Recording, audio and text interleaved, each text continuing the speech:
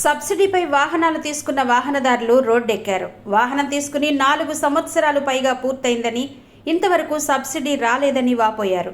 గత ప్రభుత్వం మమ్మల్ని పట్టించుకోలేదని ఆక్షేపించారు. మా మీద దయ చూపాలని వేడుకున్నారు. సోమవారం కాకినాడ పరిశ్రమల శాఖ అధికారుల ఎదుట ధర్నా నిర్వహించారు. ఈ ధర్నాలో ఆల్ ఇండియా దళిత హక్కుల పోరాట నాయకులు ఆర్ఎస్ రత్నాకర్ మాట్లాడుతూ, దళితులను జగన్ మోసం చేశారు అన్నారు. కూటమి ప్రభుత్వం సబ్సిడీలు విడుదల చేయాలని కోరారు. ఈ కార్యక్రమంలో పెద్ద ఎత్తున వాహనదారులు పాల్గొన్నారు. అందరికీ ఒక విన్నపం, మన ఎస్సీ సోదరులందరూ కూడా ఎంఎస్ఎంఈ దళితులకి ఇచ్చేటటువంటి సబ్సిడీ స్కీమ్ లో వెహికల్ తీసుకున్న 4 సంవత్సరాలైంది. దళితుల హోల్సేల్ మేనమామ జగన్మోహన్ రెడ్డి ప్రభుత్వంలో తీసుకున్నారు. మిత్రులారా, ఇంతవరకు కూడా సబ్సిడీ ఏమైందో ఎవరికి తెలియదు. మరి చాలా మంది అయితే అప్పులతో మరి కుటుంబాలు అయితే డిస్ట్రాయ్ అయిపోయినాయి అని చెప్పేసి సందర్భంగా మీకు తెలియజేస్తా ఉన్నా.